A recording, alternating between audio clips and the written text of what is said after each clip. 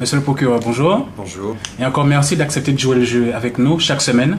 Un rendez-vous, désormais, sur une thématique. Aujourd'hui, le harcèlement. Je vous donne la parole quelques instants pour nous donner déjà quelques informations sur ce que l'on peut attendre de manière générale sur le harcèlement avec un procureur. Quelle certitude que l'on peut avoir des différents services sur lesquels vous plafonnez? Si vous le permettez, je voudrais déjà dire qu'il n'y a pas un harcèlement, mais plusieurs harcèlements. Moi, je différencierais deux types de harcèlement. Il y a le harcèlement dans la vie familiale, personnelle, et puis il y a le harcèlement sur le lieu de travail ou à l'occasion du travail. Vraiment, c'est deux choses qui sont très différentes.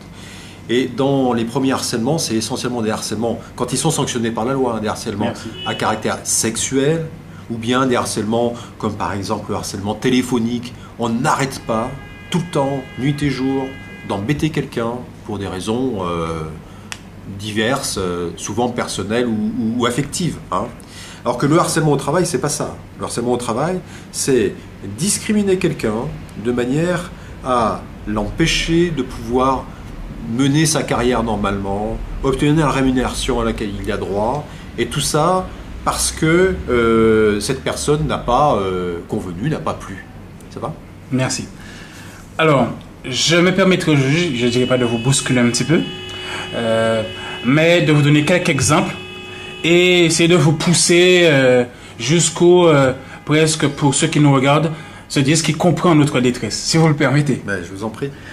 Alors, au niveau du harcèlement, quel qu'il soit, que ce soit au niveau du travail, comme vous l'avez dit, de manière téléphonique et de manière sexuelle ou supposée, quelle est une première démarche, par exemple, que vous recommandez?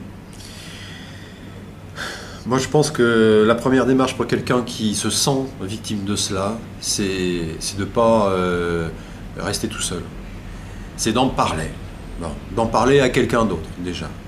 Parce que dans ces affaires-là, il y a beaucoup l'affection, l'affectif qui rentre en ligne de compte, avec des gens qui sont, en fin de compte, tellement obnubilés par ce malheur, cette pression qui est exercée pour eux, qu'ils n'arrivent plus à bien voir la mesure des choses. Donc, franchement, c'est un conseil, presque un conseil d'ami que je vous donne.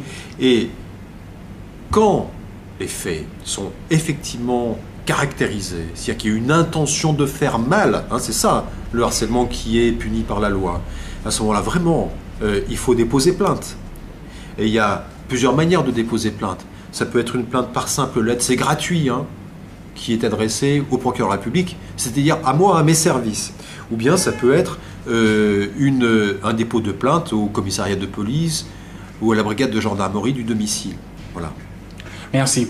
Alors, il est vrai qu'une personne qui souhaite porter plainte, des fois, a la honte, comme vous disiez, déjà trouver l'un de nos proches pour ne pas être isolé. Ensuite, vous parliez d'une lettre qu'on vous envoie directement au tribunal d'instance de Pointe-à-Pitre, à l'intention du procureur, et aussi bien à Basse-Terre, éventuellement. Bien sûr. Merci. Et quel que soit le département français, pour ceux qui nous regardent, en Martinique et en Guyane. Police, gendarmerie. Avant de vous citer quelques exemples, quelqu'un qui arrive dans un commissariat, dans une gendarmerie, parfois seul, mais un peu, je dirais, déboussolé, n'arrivant pas à s'exprimer. Des fois, ça peut arriver qu'on lui dise de remplir le petit cahier. Mais est-ce que ce cahier, que je ne citerai pas, a une connotation juridique? Est-ce que c'est quelque chose qui peut sérieusement aider quelqu'un? Vous parlez des enregistrements qui peuvent être faits quand quelqu'un vient dans une gendarmerie, au bureau ou de la gendarmerie ou de la police. Bon, ça n'a pas une valeur juridique extraordinaire, mais ça établit quand même bien que la personne déjà est venue pour manifester officiellement, puisque quand même on s'adresse à un service de l'État là, pour manifester officiellement qu'il y a un problème dont elle est victime. Voilà, mais ça ne vaut pas plus que ça. Pour vraiment lancer une enquête, dans ces faits, comme vous disiez, qui sont douloureux, qui sont délicats, et en plus c'est des enquêtes qui sont difficiles, parce que c'est difficile d'établir l'intention de nuire que j'évoquais tout à l'heure, de la part de celui qui est auteur de harcèlement.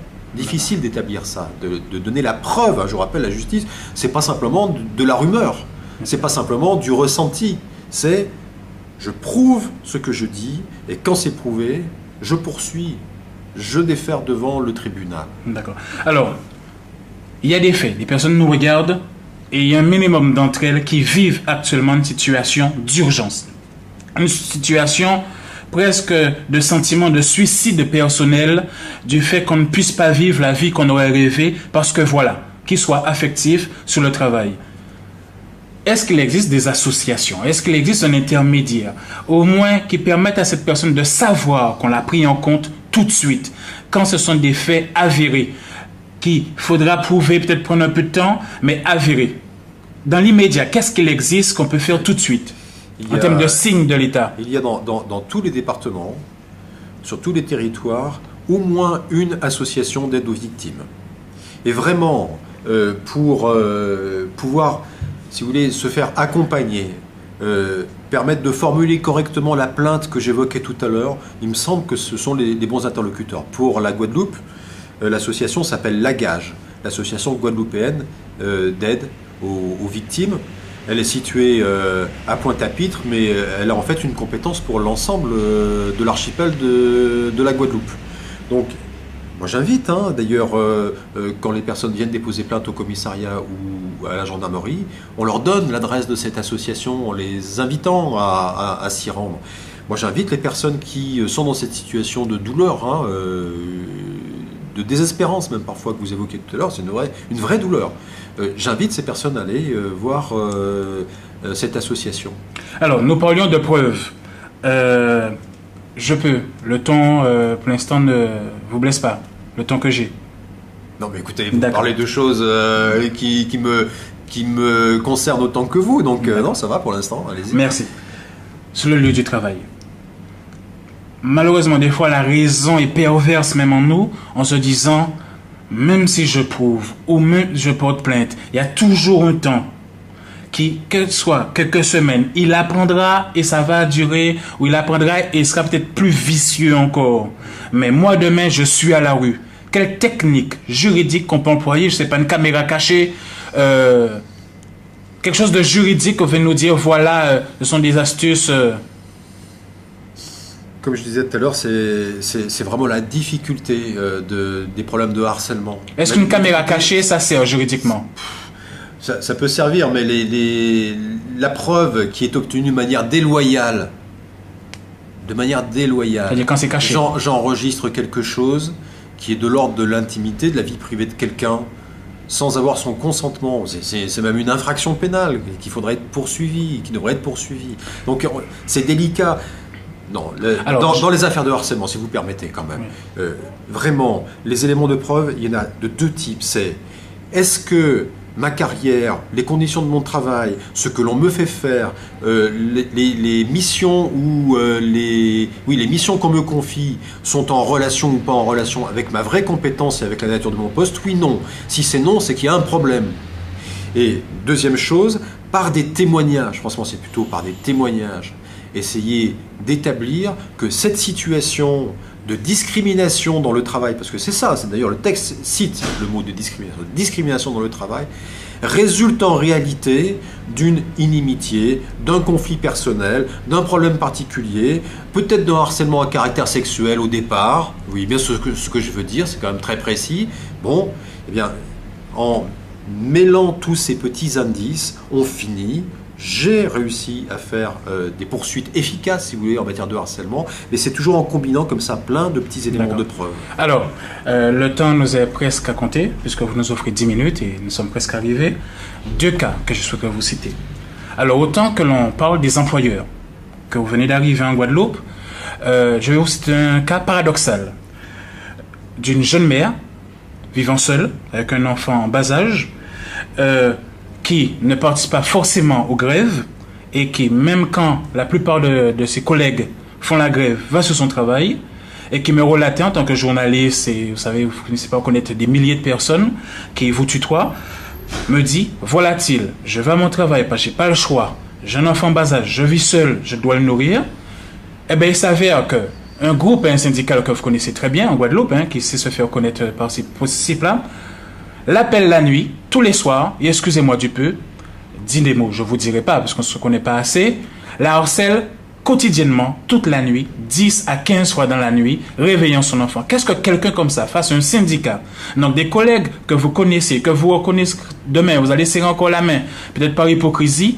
Qu'est-ce que quelqu'un dans ce cas fasse un syndicat? Vous n'êtes pas un patron qui vous harcèle concrètement. Tout de suite, qu'est-ce qu'elle peut attendre de vous et de vos services? Écoutez, alors, si c'est un harcèlement téléphonique, j'allais dire c'est presque le plus facile. Parce que à partir du moment où elle dépose plainte, une enquête sera faite, c'est une enquête discrète d'ailleurs. Et c'est vraiment pas compliqué de savoir qui téléphone comme ça plusieurs fois par nuit. C'est pas compliqué du tout. Mais il faut le faire tout de suite. Mais il faut le faire assez rapidement. Parce que 3 jours après... Non, ça dure bien plus longtemps que ça. Il n'y a aucune difficulté pour identifier qui a appelé. Aucune difficulté. Donc on peut retrouver les appels précédents. Oui, aucune. Même si les gens croient qu'ils sont anonymes. Aucune difficulté. D'accord? Il n'y a pas d'anonymat, ni en informatique, ni en téléphonie. Ça n'existe pas, il faut le savoir. Ça n'existe pas. Donc la preuve pourra être apportée et on la recherchera puisqu'il y a là c'est un harcèlement téléphonique, on l'évoquait tout à l'heure. Bon. Et puis, ma foi, la personne ou les personnes qui ont commis ces faits s'expliqueront. Expliqueront pourquoi ils auront fait ça. Et dans des cas comme ça, est-ce que cette plaignante peut atteindre une forme de protection? Parce que quand on est face à un groupe, que ce soit de délinquants, ça peut arriver aussi demain, un groupe, que la personne effectivement a fait la preuve de ça, que demain vous devez interroger, quel type de protection qu'elle peut s'attendre à ce que demain on brise pas sa voiture, voyez, qu'on lance pas des choses pendant 2-3 jours. Est-ce qu'il y a une forme de protection quand on a la preuve tout de suite? C'est très difficile à mettre en place parce que des gens qui sont en danger, il y en a quand même beaucoup. On ne peut pas mettre un policier derrière la voiture de cette personne pendant combien de temps? 3 jours, mais alors ce sera le 4e si vous voulez, ou peut-être... Alors, non, moi je crois vraiment, si vous voulez, qu'on ne peut pas faire autre chose que de dire ce qui s'est passé, de déposer plainte, et puis s'il y a ensuite des menaces, s'il y a ensuite des dégradations qui se sont produites, il faut continuer, hein. Il faut continuer. Il faut continuer. Dernier cas que j'évoquais avec vous aujourd'hui, un exemple, une ancienne petite amie ou même pas... une fille qui reçoit des appels d'un garçon et qui dit à ce garçon d'arrêter à plusieurs reprises, que même son époux, son ami dit à cette personne d'arrêter, peut-être qu'il y a un lien, soit de parenté ou d'ancienne amitié. Comment ces personnes arrivent à gérer? Des fois, ça peut être une personne dépressive. On parlait d'intention de nuire, mais des fois d'un appel d'une personne dépressive.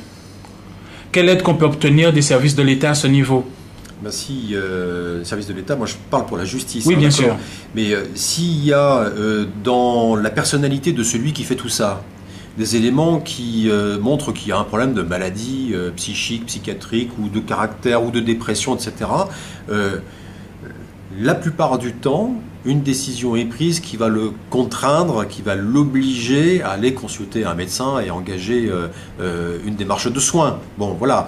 Donc, alors, ça peut se faire dans le cadre d'une décision du tribunal, ça peut se faire dans le cadre, pourquoi pas, même d'une décision de simple classement sans suite. C'est-à-dire qu'on dit, allez, cette affaire, on n'en parle plus, mais à la condition que vous ayez pris conscience du fait que vous avez un problème et que ce problème doit être traité, doit être soigné. Et si moi aujourd'hui je vous dis que j'ai en tête 2-3 cas comme celui-ci, de harcèlement téléphonique de demoiselles par des personnes qu'elles soient sur la prise de la drogue ou alors de détresse affective autre, qui sont allés dans une gendarmerie et qu'on leur a fait remplir le petit cahier. C'est-à-dire que voilà, il n'y a pas de suite véritable. Si c'est une situation comme celle-là, elles écrivent au procureur en disant qu'elles souhaitent formellement déposer plainte et l'enquête démarrera. Dernière question. Est-ce qu'il existe une procédure légale en France, simple, non pas pour les personnes VIP, pour dire, voilà, cette personne me harcèle, est suffisamment subtile pour me croiser, me lâcher des injures quand elle me croise, etc., pour prendre un procédé juridique, l'interdire de m'approcher, par exemple, de 100 mètres, etc. Est-ce qu'en France, ça existe? Oui, bien sûr, ça existe. Mais ça n'est possible à mettre en œuvre qu'à partir du moment où on a prouvé l'existence du harcèlement. Le problème du harcèlement, c'est la preuve. D'accord. Bon. Alors, de Alors, manière si téléphonique, c'est vous pas avez prouvé, il ne voilà. pourra pas y avoir de mesures D'accord. coercitives ou d'interdiction D'accord. de paraître ou de rencontrer, etc. Donc, Alors, tout ça, c'est possible. D'accord. Ah, Alors, dans une chronologie de l'urgence, si cette personne qui nous regarde aujourd'hui a l'astuce avec tous les téléphones mobiles, maintenant on peut enregistrer une communication, arrive à enregistrer des communications, arrive à conserver des SMS, en attente d'un procès, est-ce que cette personne peut avoir un retour flagrant de vos services en disant qu'on rappelle au moins qu'une autorité rappelle ces personnes pour dire nous sommes au courant que vous appelez cette dame, nous avons les preuves sous les yeux, voyez, même de manière verbale, et c'est pas à ce moment-là, en attente du procès aussi, faire une interdiction. Quelle est l'appellation exacte pour cette interdiction? Moi, je vais vous dire exactement ce qui se passe. Quelqu'un dépose plainte pour un harcèlement téléphonique. Que ce soit gendarmerie, en plus, ramène pourquoi pas des preuves du type de celles que vous avez évoquées. Moi, je vous dis, il y aura une enquête et cette enquête consistera relativement rapidement à faire entendre par les gendarmes ou par les policiers la personne qui est soupçonnée d'être à l'origine du harcèlement. Elle sera entendue. Et dans un troisième temps, lorsque le dossier sera complet, c'est-à-dire qu'on aura les preuves de ce qui s'est passé, l'audition de la personne qui est mise en cause, il pourra y avoir des mesures coercitives contre elle. Interdiction de rencontrer, interdiction d'aller à tel endroit, interdiction de ceci ou de cela. Aucun problème. Mais il faut, la justice, une nouvelle fois, c'est pas quelque chose qui vient comme ça du ciel. Je comprends bien. Il faut apporter des éléments de preuve qui montrent à nous autres pauvres humains qu'effectivement, de manière certaine, quelque chose de cet ordre-là s'est passé ou continue de se passer. D'accord. Je conclurai presque avec vous.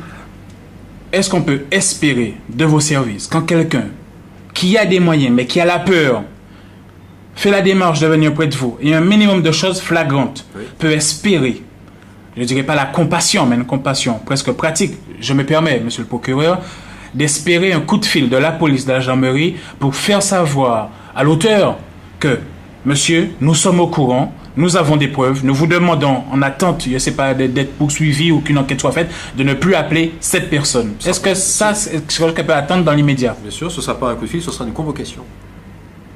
D'accord. Dernier point. Nous rappelons aussi que faire défaut est puni par la loi. C'est-à-dire dire qu'on est poursuivi par quelqu'un dans le but de créer des problèmes à une personnalité ou à une personne... Ça s'appelle une dénonciation calomnieuse et c'est sanctionné de 2 ans d'emprisonnement. Et on va au tribunal pour ça. Bien sûr. Monsieur le On ne procureur. peut pas comme ça accuser les gens pour rien. Monsieur le procureur, merci. C'est moi qui vous remercie.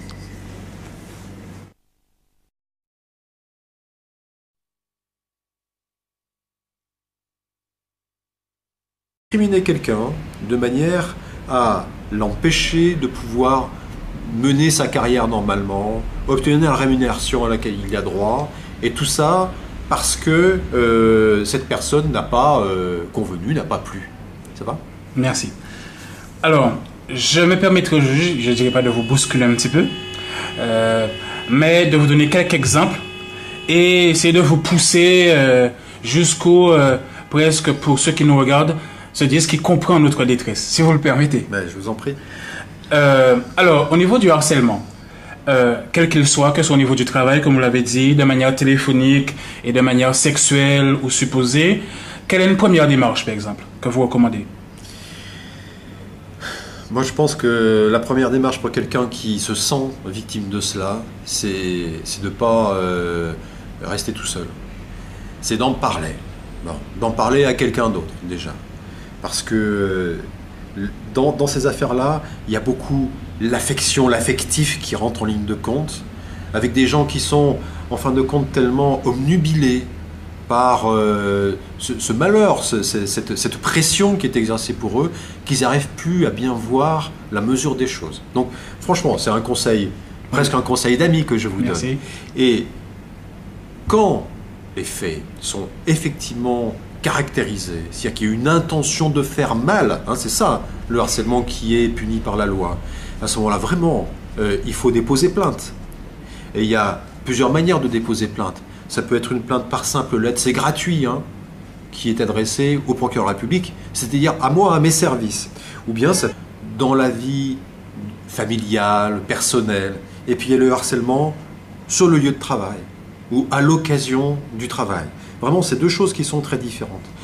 Et dans les premiers harcèlements, c'est essentiellement des harcèlements, quand ils sont sanctionnés par la loi, des harcèlements Merci. à caractère sexuel, ou bien des harcèlements comme par exemple le harcèlement téléphonique. On n'arrête pas, tout le temps, nuit et jour, d'embêter quelqu'un pour des raisons diverses, souvent personnelles ou affectives. Hein. Alors que le harcèlement au travail, c'est pas ça. Le harcèlement au travail, c'est discrimination. Monsieur le procureur, bonjour. Bonjour. Et encore merci d'accepter de jouer le jeu avec nous chaque semaine. Un rendez-vous, désormais, sur une thématique. Aujourd'hui, le harcèlement. Je vous donne la parole à quelques instants pour nous donner déjà quelques informations sur ce que l'on peut attendre de manière générale sur le harcèlement avec un procureur. Quelle certitude que l'on peut avoir des différents services sur lesquels vous plafonnez? Si vous le permettez, je voudrais déjà dire qu'il n'y a pas un harcèlement, mais plusieurs harcèlements. Moi, je différencierais deux types de harcèlement. Il y a le harcèlement